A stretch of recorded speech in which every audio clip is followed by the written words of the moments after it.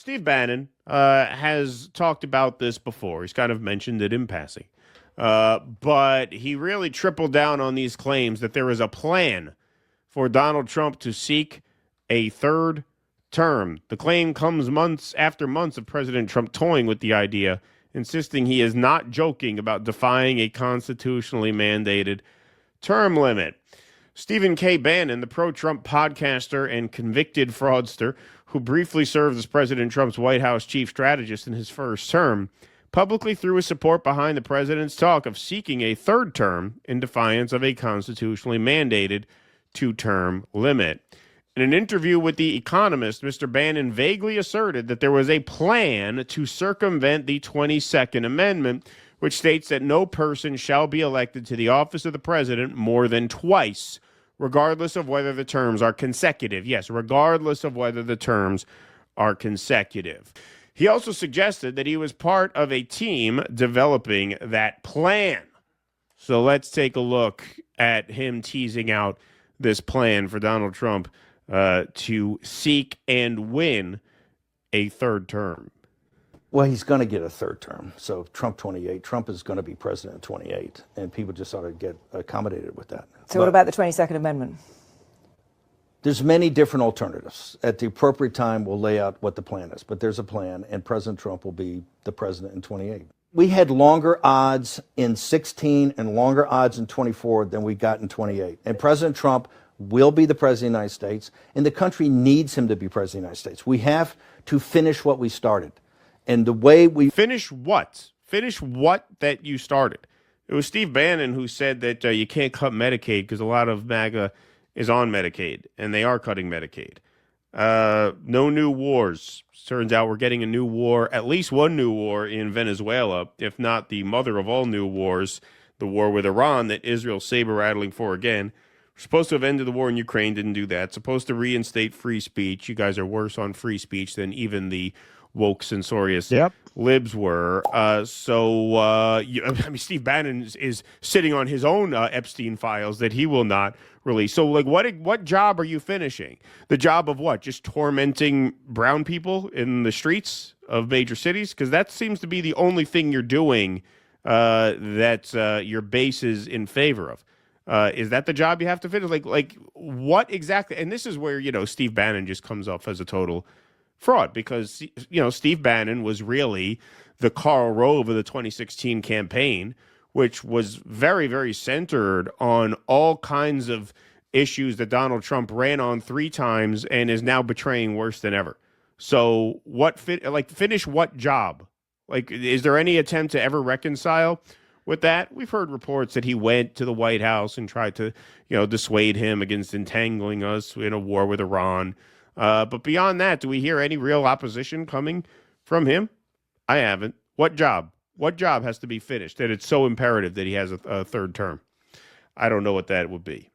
Not sure. We finish it through Trump. Trump is a vehicle. I know this will drive you guys crazy, but he's a vehicle of divine providence. He's an instrument. He's very imperfect. He's not churchy, not particularly religious, but he's an instrument of divine will. And you can tell this of how he's pulled this off. We need him for at least one more term, right? And he'll get that in 28. You're not driving me crazy. I'm really I'm trying to understand the coherence of the things you've just told me in the last few minutes. On the one hand, you've said the Constitution is fit for purpose. Secondly, you've said that President Trump needs another term, even though the 22nd Amendment makes pretty clear that he cannot have another term. Why does it make that clear? Because he's on his second term already. At some point in time, we will make sure we go through, Zanny, and define all those terms. Okay? But even if you find a way to undermine you will be undermining the spirit of that amendment, even if you find some way around it. And to those Can the American people, if the American people, with the mechanisms we have, put Trump back in office, are the American people tearing up the Constitution? Would that be tearing up? Well, would the American people be going against the spirit of the Constitution, ma'am? I think yes, actually, because I think what you will end up with is a populist justification for a quasi-dictatorship. That's not true at all. That's what it sounds like. Trump is a dictatorship. Did you just see the compromises he had to make on the big, beautiful bill? You see the compromises he has to do on everything, on accommodating Zelensky, on what President Trump. President Trump is nothing but a series of negotiations to kind of keep this thing rolling forward, where he's having trade-offs all the time. But Steve, you've just spent the last 20 minutes telling me we have to smash the other side. There's no room for debate. There's no room for compromise. We must smash them. And now you're telling me this is a negotiation. I mean, that's no. I guess that's why on his it seems to me some his kind policy. of tension First there. off, the only way President Trump wins in 2028 and continues to stay in office is by the will of the American people. Okay, well, that's kind of a relief. That's kind of a relief. And the reason I say that that's kind of a relief is because he will not win a third term in 2028. Now, what Bannon's talking about, he's going to be the president in 28, meaning he's going to serve a third term. There are ways he could do a Zelensky, start a war, declare martial law, suspend any political process. Like theoretically, you could see an example of that maybe happening, which is certainly not something I put past this bunch. But Steve Bannon seems very confident that Donald Trump would win a third term, which to me is just completely and utterly delusional. Let's take a look at where Donald Trump stands right now. Lowest favorability rating of any of his two terms on the key issue of the economy. We just talked about how the shutdown is going to cause now a food stamp cut. Inflation is as bad as it's been since he took office. So let's take a look at this. My mama was a doctor, and I think she'd look at these numbers and say that Donald Trump's doing absolutely awful in the minds of the American people. What are we talking about? We're talking about new lows for Donald Trump. He's hit new lows for himself. Trump's economic net approval rating hits lows with these pollsters. CNBC, look at this.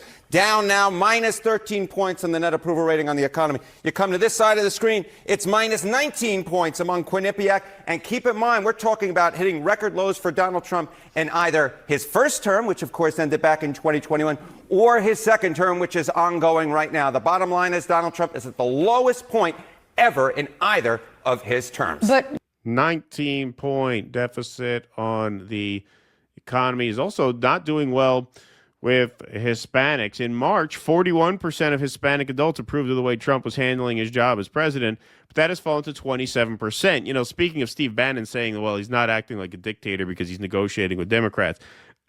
They just talked about, you know, the fact that these masked ICE agents are now going to be given federal immunity, meaning they're basically free to do whatever they want to whoever they want to do it to in these cities. That is quite the authoritarian move.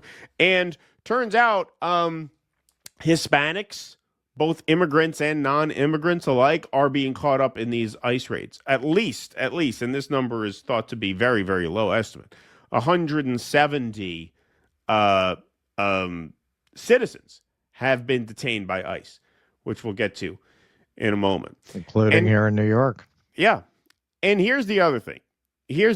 On top of Donald Trump's policies being quite unpopular, there is also this strain within America of like love and respect for America, for norms, you might want to say. So this came to mind back over the summer when, you know, there was a big debate, if you will, over Kilmar Abrego Garcia, and the Supreme Court ordered he be returned from El Salvador 9-0.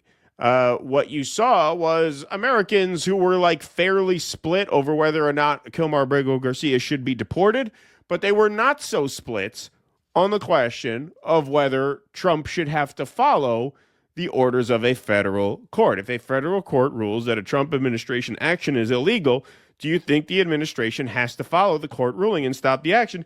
81% said yes. So about half of Trump's supporters who agreed with him on the policy also agreed that, you know what, if the court says you have to do something, you have to do it. Because a significant number of even MAGA Republicans have enough respect for the structures of the democratic system to the point where they're going to say, you know what, you can't just flaunt that. So how do you think they're going to respond to Trump seeking a third term? Which means you get nowhere near a winning majority for seeking a third term. Now, of course, what they could do to subvert the democratic process is cheat in all of these races. So Trump just tweeted this out this afternoon. What's worse, the NBA players cheating at cards and probably much else, or the Democrats cheating on elections? The 2020 presidential election being rigged and stolen is a far bigger scandal. Look what happened to our country when a crooked moron became our president. Meeting Joe Biden. We now know everything. I hope the DOJ pursues this with as much gusto as befitting the biggest scandal in American history. If not, it will happen again, including the upcoming midterms. No mail-in or early voting. Yes to voter ID. Watch how totally dishonest the California prop vote is. Millions of ballots being shipped. Get smart, Republicans, before it is too late. So he's laying the groundwork to basically say that this California gerrymandering referendum is going to be an illegitimate vote. He's going to campaign against early voting and mail-in voting for the midterms. They're going to push for widespread voter ID. And they could do much more than that. In this upcoming election, a week from Tuesday, Trump officials to send election observers to California and New Jersey. Tell me that's not voter intimidation. Would not surprise me if they send ICE. They send ICE to monitor the polling places so that illegal immigrants aren't voting. And what if they do? Legal Latin people who are afraid they're just going to get grabbed and thrown in an ice van. Well, exactly, as has happened before, because, let's say they do send ICE to monitor these polling places, which they may not do next Tuesday. They may be saving that for the midterm since that's what they really care about. But that would not surprise me in the least. And I know if they do that, the chuds are going to say, well, if you're not illegal, you don't have a problem. Well, no, you might have a problem. I'm from here. U.S. citizens are ending up in Trump's dragnet. That's right. The government does not track the exact number of U.S. citizens detained by ICE, but reporting suggests over 170 have been detained in 2025 alone through investigations and raids, with some being held for days without being able to contact family or lawyers. The actual number is likely higher because government tracking of citizen detentions is not mandatory and records are incomplete. Investigations by outlets like ProPublica and the New York Times have documented over 170 cases of U.S. citizens being detained by immigration agents, not to mention this. A Supreme Court case could help entrench Republican power. The justices are weighing whether to gut the Voting Rights Act. So they're weighing whether or not to uphold a provision that allows essentially race-based drawing up of districts. And if they rule that that is, if they strike that down and allow states to draw up maps without regard for the demographic makeup of the districts, that could create a lot more Republican districts. So whether Trump will seek and win a third term, I think there's a little bit of trolling there on Bannon's part. I also think there's a lot of cope. I think he's in a bubble about how popular Donald Trump actually is. But that is not to say they are incapable of subverting the electoral process in other ways. And so those poll numbers being what they are, there's no guarantee that translate in big Democratic wins because, A, the Democrats are liable to just fuck the whole thing up on their own, irrespective of any foul play. But also, the Republicans have a lot of tricks up their sleeve, including this court case that is now pending. We'll see when they rule on that. It could be later this year. It is likely next summer, which makes it difficult for them to gerrymander in response to that. But also, between the campaign against early voting, mail-in voting, and all kinds of voter intimidation tactics that they are capable of, these poll numbers might not mean as much as they should because they do have a lot of tools in their belt, and it's just a matter of which ones they decide to pull out and when. Yeah, Steve Bannon and J.D. Vance, they have similar backgrounds. They're both people who come from the working class, who made it into the Ivy League. And they're both very similar in that they're both class traitors who we talk a lot about people who sell their identity to the upper class in order to give them some kind of credibility with certain groups, people like Obama or Kamala Harris selling their identity to give some kind of plausible deniability of the real implications of the policies of the establishment that they serve. We don't talk a lot about that in regards to people like J.D. Vance or Steve Bannon, partly because there are not a lot of them. It's very rare that Right. anybody comes from that background who gets to that level, but that's certainly what they are. You know, it's very rare that you're going to get people like that who are going to go ahead and be principled that you're ever going to hear of. If you're hearing of them, it's probably because they were willing to play ball and they were willing to peddle their understanding of how these working class people think in order to give a veneer of working class credibility to policies that are just the same old rob the workers, rob the middle class, rob the working class. It's the same old Republican shit. But Bannon and Vance are able to sell this stuff in a way that speaks to people from their background. It's you could argue morally, like these people are some of just the absolute worst people in the country. At least if you're born to the manor like Donald Trump, you almost have an excuse of you don't know better. You've never really been to the places where your voters come from. These guys are from those places. They know damn well that you are ripping what's left of the quality of life out of the places they come from, and they don't give a fuck, man. That's what they're selling. They're selling their ability to peddle these policies that are going to destroy those people in a language they're going to speak. And with Bannon going to religion there, this is something I've been talking about more lately, probably partly because of what I'm seeing coming from all sides. And also, I think because I've been studying a lot of ancient civilizations, religion has always been used as a tool by the elites to control the masses. That's always been its social function in societies. You could point out certain people like Romero or Gandhi who have used religion or used the culture's belief in religion as a means to get a positive change. I don't think that's even 1% of the examples of the way religion has been used. It's much more often been used to create the circumstances that those people spoke against. Where did the caste system come from? Where is that concept grounded? In the same religion that Gandhi chose to use in a different direction. How has Christianity often been used on the masses to keep them passive, to keep them looking for a reward in the next life, to keep them rendering unto Caesar what is Caesar's. So when somebody like Steve Bannon starts talking, he's an imperfect vehicle.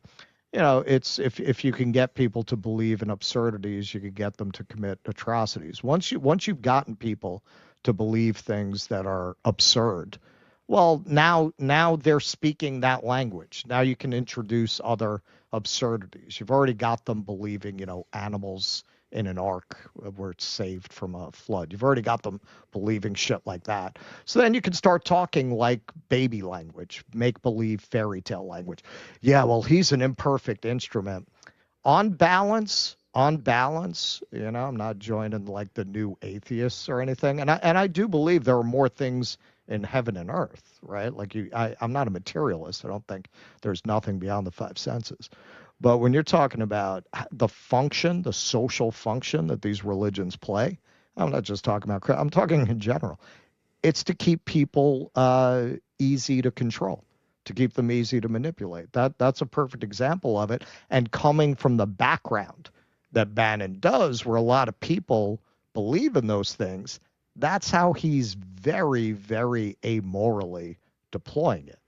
Well, yeah, I mean, there's no question that whatever the virtues of religion are, it very often is made a tool of elite power by people like Steve Bannon, and especially in the context there where you're talking about where he says, well, he's a vehicle of divine providence, as a counter to the question, well, is this constitutional?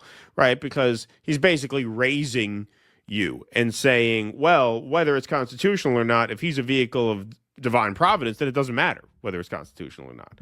Right? Right. Right. He's been chosen by God that's what to I'm have saying. 3 terms, and so Right. what difference does it make what your Constitution says? So, yeah, I mean, obviously, it's always been used very cynically in that way, and that is one of the real dangers of it. That is one of the real dangers of it, for sure. As for whether or not Trump is going to win a 3rd term, I say no chance. I say No. the vast majority of Americans, if he runs, which he won't, but if he does, I think he would lose pretty handily, because most people would just be opposed to him running. Like, Right. most people wouldn't even want Right. him to run. So Right. that kind of shuts everything down right there. Be funny if he lost the primary to Thomas Massey. Yeah. Please clap.